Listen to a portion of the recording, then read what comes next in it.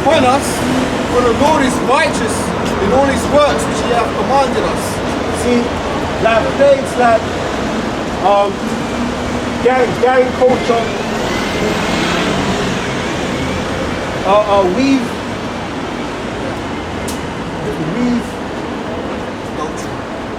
adultery. You know, you can't even have your own woman without knowing that she's sleeping with other guys, man. And you ain't gonna get no virgin. You know?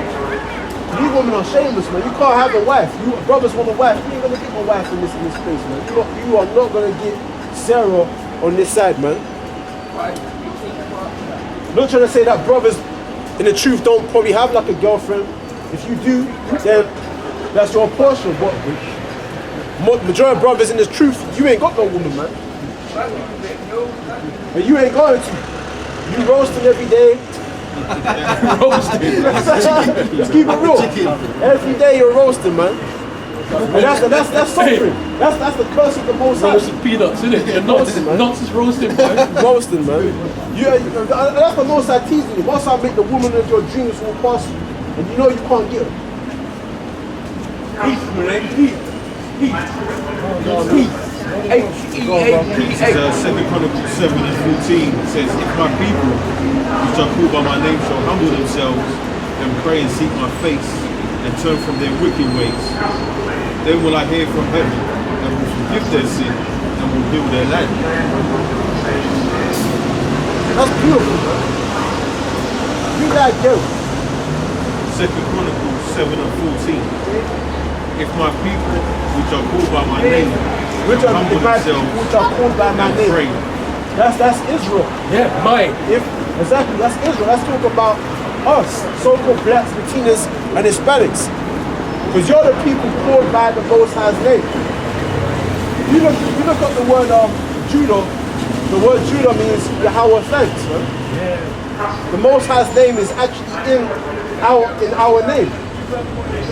And the Most High is not going to put his name in Ishmael, in Moab. No. We're literally called after the Most High's name. We're the sons of the Most High. That's what the word Israel means. So read that. If my people, which are called by my name, shall humble themselves and pray and seek my face and turn from their wicked ways, then will I hear from heaven and will forgive their sin and will heal their land. See, that's beautiful, man. You know, and humble yourself. How do you humble yourself? By hearing. Hearing, man. Instead of coming up here trying to give the sacrifice of fools. That's a curse, man. Leave it up, man. That don't cook, man. You know what I mean? That's the type of woman you're going to get in the kingdom like this. She's going to be back talking to you, disrespecting you. You know? Exactly. Exactly. You can't take her nowhere. You know what I'm saying? Yeah. Anyway, man, you got something. And it said that, and also the brother just read that if we'd have humbled ourselves and prayed and asked for forgiveness, then the Most High would look down from heaven and forgive us, man. You know, it's a marvelous feeling, man, to pray to the Most High after forgiveness and to wake up the next day feeling like that weight has been lifted off of you, man. You know what I mean?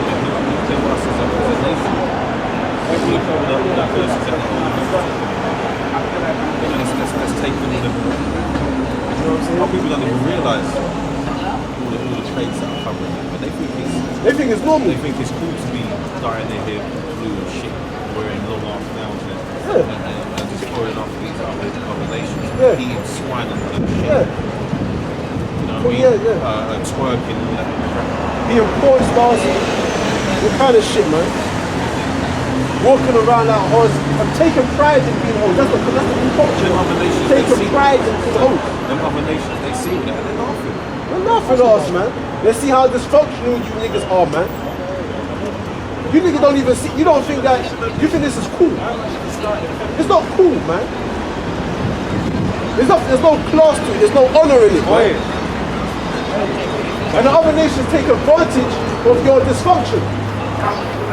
They come in among you and take your women. It's a damn disgrace, man. I'm telling you. It's a disgrace. Revelation 22 and verse 3. And there shall be no more curse, but the throne of the Most High and of the Lamb shall be in it, and his servants shall serve him. And they shall see his face, and his name shall be on their foreheads. And there shall be no light there. No, just the point that it'll take away the curse. What is in verse 2 that the Lord's going to take away the curse? Yeah, the Most High will take away the curse. But I think that's in Michael 2, Michael's word.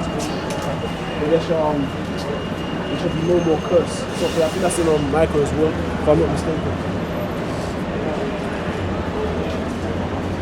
Yeah, I've got Micah 4 and 1. It says, but in the last days it shall come to pass that in the mountain of the house of Yahweh shall be established in the top of the mountains, and it shall be exalted above the hills, and people shall flow unto it.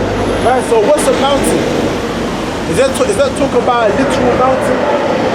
No, it said that the mountain of the Lord shall be established above the hills. So you mean to tell me that somewhere out there in the world there's a big mountain of God that's going to be above the other hills? That's referring to us as a people. A day is going to come when the Most High is going to put us as a people over all the rest of the other nations of people. As according to Deuteronomy 28 verse 1. That if we keep the commandments, the Most High will put us on high above all nations. Okay? Go ahead. And it says, and many nations shall come and say, come, let us go up to the mountain of Yahweh, to the house of the power of Jacob. And he will teach us of his ways, and we will walk in his paths. For the law shall go forth from Zion, and the word of Yahweh from Jerusalem. See that? He said that the law shall come out of Zion, man. So the law, statutes, and commandments are going to be very much in effect in the kingdom. That's going to be the law of the whole universe, man.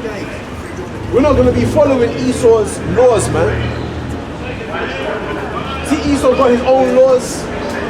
Moab got his laws. Ishmael got their laws. Well, the Bible itself, that's going to be the law of the whole universe. Nice. The same book that people, oh, that's a white man's book. Who wrote that? Anybody that talks shit against his word is going to be destroyed. Anybody, man, woman, that talks smack against this word, off with their head, man. I'm telling you. The Most High's word is going to be institutionalized in the world as governmental order, man. You know what I'm saying?